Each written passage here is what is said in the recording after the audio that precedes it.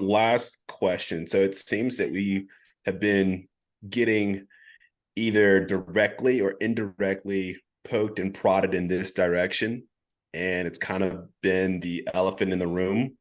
So should we get a van, or is it too taboo for a kid's product, founders of a kid's product to get a van? Like, is that something that we should really be considering?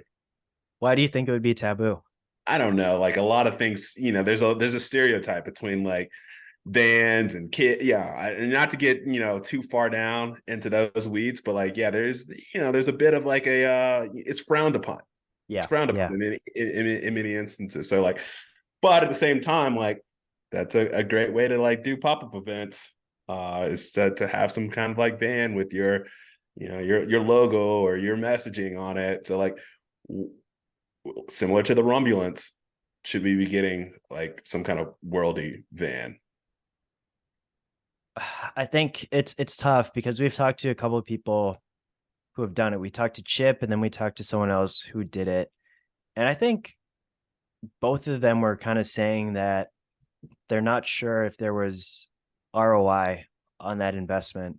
And we heard from someone else that you want to make sure that you don't hire contractors to drive the van. You want to be driving the van yourself or have employees driving the van because they're going to be able to speak to the product and its benefits.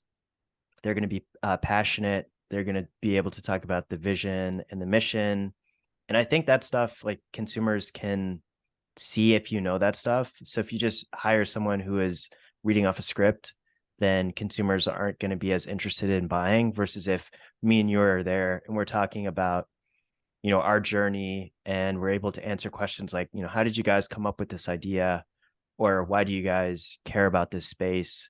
I think it's going to resonate a lot more if you're there and you're like, okay, I have two daughters, they're in this target segment, and you tell a story about them getting into sports or something like that. Or if we tell a story about being in business school and receiving our first sample, and that's kind of like one of our highest moments and what made us want to continue on, stuff like that. So I think we would just have to find a way to either get ourselves in that van or someone we really trust in that van. And then at that point, it's like, is this the best use of our time? And I mean, maybe if we had bought the Rompulence for $2, then the financial piece would be a lot easier for us to stomach. But I think if we're spending like tens of thousands of dollars on it, then at that point might be kind of tough to justify. But if we can do it in a way that's pretty cheap, and like maybe we rent a van for a month and then just the two of us are riding around the West Coast or whatever it is, then I think that could make a lot of sense. Yeah, no, actually, from an acquisition standpoint, vans or these like commercial vehicles are not as expensive as you think they might be. So I had a buddy who owns this soccer team out in Connecticut, in like Hartford, Connecticut. And so while we were in training, because he was also in flight training with me, in Arkansas, he purchased this van for his team. It was like one of those like party vans almost. Like, I mean, it wasn't a party van, it was just like a short van, but it's kind of set up like a party van.